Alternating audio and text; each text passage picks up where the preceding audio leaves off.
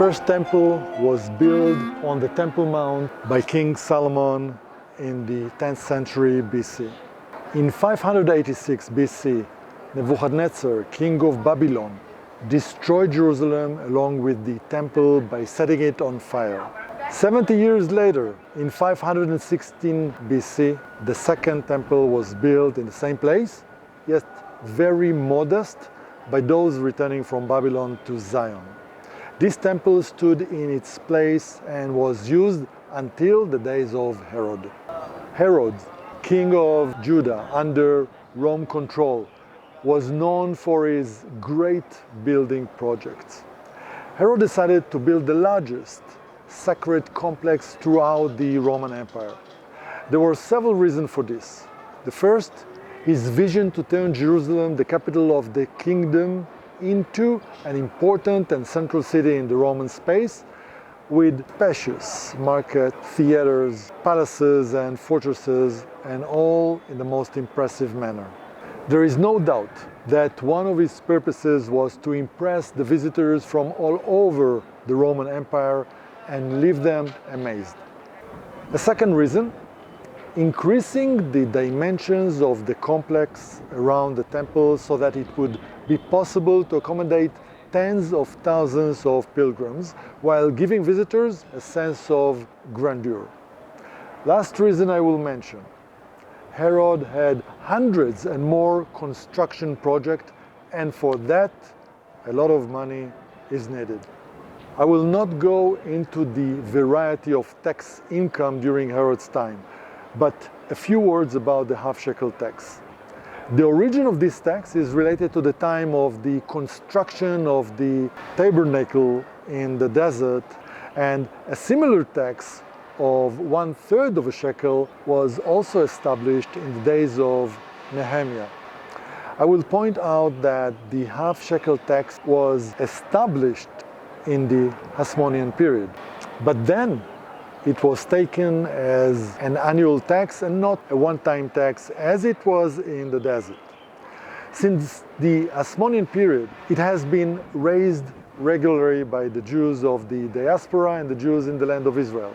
Every male in Israel from the age of 13 was charged with this tax. According to the Mishnah, the tax is intended to cover all the expenses of the temple and the need of the city in general. This donation is allowed to be used for, and I quote, the aqueduct and the city wall and its towers and all the needs of the city. This tax had a great impact on the economy of the city and its population. Also on the development of trade and crafts in the city and on the employment situation in Jerusalem and its surrounding. Herod wanted many Jewish visitors from the diaspora, no different than today. There is no doubt that the number of pilgrims to the temple was large and probably increased significantly after Herod's transformation of the Temple Mount. The visitors who came from the diaspora brought large sums of money into the city, either in the form of donations or in the expense they incurred in Jerusalem, such as the purchase of food and animals for sacrifice in the temple and so forth. Estimates I have seen indicate that the half-shekel tax contributed 10% and even more of the total income of the kingdom of Judah from taxes. In general, it is worth noting that the temple, together with its services of the priesthood, received various incomes and gifts that also added up to large amounts. And in general, the temple as a center of pilgrimage and as a center receiving taxes and donations was one of the most significant economic factors in the life of the country. To accomplish his goal, Herod built 4 massive retaining walls around the Temple Mount, one of which is the Western Wall. In the space between the walls and the mountain, fillings and vaults were built, and above them a paved square with an area of 144,000 square meters, the area of 17 football fields. Before I'll talk about the heart of the matter, some data on the dimensions of the construction. The length of the western wall is 488 meters. The length of the eastern wall, 460 meters. The northern wall, 315 meters, and the southern wall, 280 meters. Herod increased the area of the Temple Mount complex even beyond the natural boundaries of Mount Moriah, while crossing the ravines that border the hill. Two significant cases. The first, the northeastern corner of the Temple Mount complex was built on the bed of Beit Zita Brook, so that the Temple Mount area extended beyond the northern crossing of the stream. Second case, the southwestern corner of the Temple Mount complex was built about 35 meters west of the central ravine at the bottom of the eastern slope of the southern western hill of the city. On the other hand, in the northwestern corner of the Temple Mount, the builders curved the rock of the hill that rose above Mount Moriah to match the level of the Temple Mount square. On the remaining height, Herod built the Antonia Fort. The uniqueness of the Temple Mount complex is in the construction of a huge artificial structure in a mountainous area that is not convenient for construction, and for this, massive retaining walls were required. The walls of the Temple Mount were originally used as retaining walls for the huge complex, with their entire length being founded on the natural rock according to the topography of each point.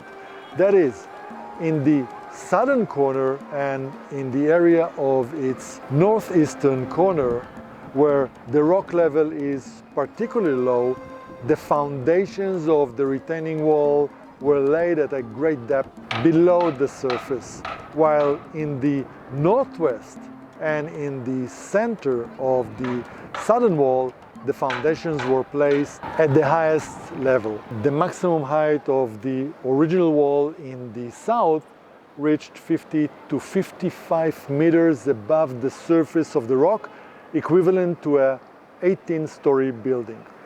The walls of the Temple Mount were built with large ashlar stones, which are about 1 meter to 1.1 meters high, and their length is not fixed. The weight of most of the stone reach 2 to 5 tons as the weight of a medium elephant, and some of them are much larger than the stones of the pyramids in Egypt. The stones that make up the southern corner of the Temple Mount surface structure are particularly large. In the southeast corner, the length of some of the stones reach 10 meters and more, and they are about 2.5 meters wide. Their weight reaches up to 50 tons each and even more.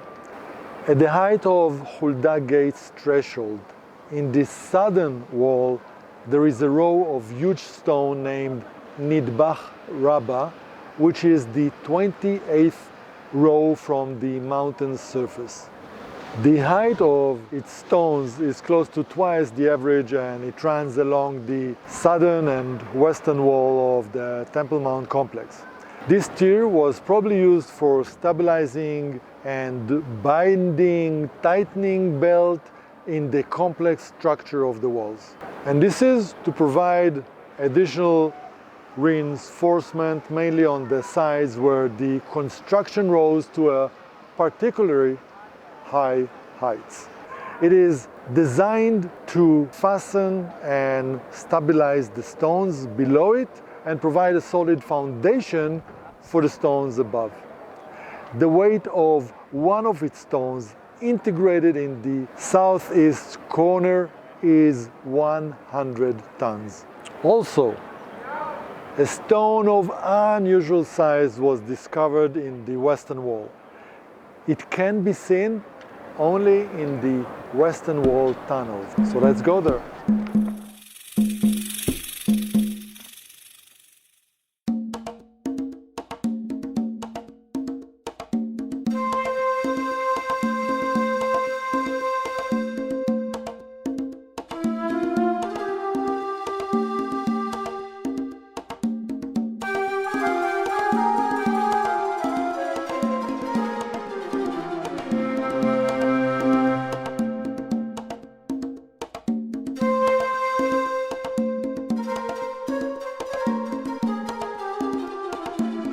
The stone in front of us belongs to a row of huge stones named Nidbach Raba.